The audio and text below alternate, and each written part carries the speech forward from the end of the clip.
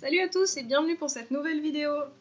Aujourd'hui je vous propose de regarder quand je fais un dessin de A à Z, donc en commençant par le croquis que je suis en train de faire là. Je fais mon croquis avec un crayon de couleur Faber-Castell, c'est un crayon de couleur aquarellable. Bon bah là comme c'est des Copics, le côté aquarellable n'est pas particulièrement intéressant, mais pour le coup j'utilise toujours ces crayons là pour faire mes croquis, que ce soit que je fasse la couleur à l'aquarelle ou au Copic après. Donc ce dessin je vais le colorier au Copic et au crayon de couleur plus tard. Je travaille dans un carnet spécial pour les marqueurs à alcool, c'est le Render Sketchbook, mais je vous mettrai le lien dans la description après. Ouais d'ailleurs vous allez voir, je suis en train de me rendre compte en même temps, je me penche énormément. Donc en fait c'est assez intéressant de faire des vidéos parce qu'on se rend compte de, en l'occurrence du fait que je suis vraiment beaucoup penchée au-dessus de mon carnet, ce qui explique entre autres pourquoi j'ai tout le temps mal au dos. Hein. Et donc désolée pour cette vidéo, vous allez voir un peu ma tête, mais ça m'a permis de me rendre compte et donc je ferai vachement plus attention sur la prochaine. Parce que ouais, je me rendais pas compte avant. Quoi vous dire Oui, ce dessin. Alors, qu'est-ce que je voulais faire quand j'ai commencé ce dessin? J'avais envie de faire une nana rebelle, genre un peu badass, une guerrière. Donc voilà, vous verrez qu'elle elle a un look un peu badass. Donc si vous pouvez voir sur la page de droite, j'ai une petite image de plan-plante collée. C'est dans mon carnet en général. Quand je commence un carnet, j'aime bien aller coller des images un peu au hasard sur des pages plus loin dans le carnet. Comme ça, ça m'inspire des trucs au moment où je tombe sur cette page-là. Je me dis, tiens, j'aime bien cette plante, donc je vais m'inspirer des couleurs.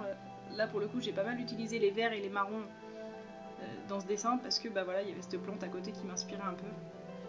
Donc voilà. Là, vous pouvez voir, je suis en train de faire la couleur chair du dessin. Et vous pouvez remarquer que quand je dessine avec le feutre, en fait, la couleur est très grise. En fait, c'est dû à ce carnet, le Render Sketchbook, qui est un carnet spécial donc, pour les marqueurs à alcool et qui, du coup, n'absorbe pas trop la couleur, permet vraiment de faire des super beaux dégradés. Et du coup, en fait, la couleur, elle apparaît toujours très gris au moment où on la pose. Et en fait, elle va au fur et à mesure qu'elle sèche, elle va devenir la vraie couleur. On voit un peu sur le bas là, du dessin, mais on verra au fur et à mesure que la couleur change et devient vraiment la couleur chair très claire que j'ai choisie. Mais c'est vrai que du coup c'est un coup à prendre parce que quand on commence à dessiner, on a vraiment que des couleurs très grises. Et quand on a l'habitude de dessiner sur d'autres papiers, ça fait vraiment bizarre au début. Ah oui aussi, il y a pas mal de montage, coupures et tout, donc j'ai essayé d'accélérer un peu le dessin parce qu'un dessin de ce niveau-là, je mets 1h30, 1h45 à peu près à le faire. Du coup, je voulais pas non plus vous obliger une vidéo de cette durée-là.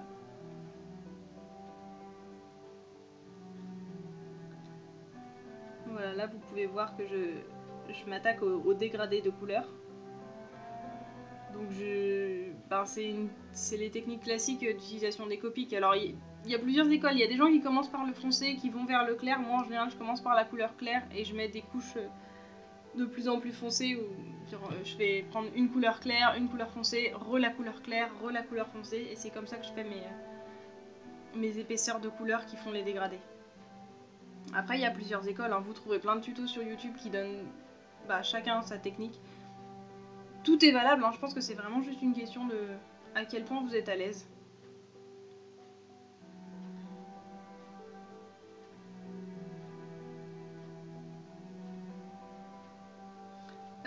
Oui, aussi, je sais pas si je l'ai déjà dit, mais je vous listerai tous les matériels que j'ai utilisés dans la description. Dans la mesure du possible, je vais vous mettre aussi des liens pour les acheter. Bon, à part les Copics, très honnêtement, les Copics, ça coûte une blinde, peu importe où vous les achetiez. Donc, moi, en général, j'achète les miens au Géant des Beaux-Arts, mais si vous avez un site où ils coûtent moins cher, je vous encourage à y aller parce que... là, vous pouvez voir que je viens de sortir ma liste de couleurs. Je fais ça pour tous mes médias, que ce soit les Copics, les aquarelles ou autres. Hein. C'est une liste de toutes les couleurs que j'ai sur un papier identique à celui que je vais utiliser.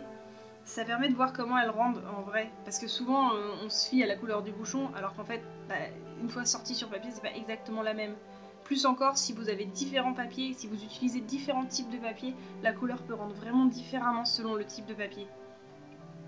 Donc voilà, donc là vous pouvez voir à gauche que j'ai sorti une de mes listes pour pouvoir bien comparer et être bien sûr de ce que je vais prendre comme couleur.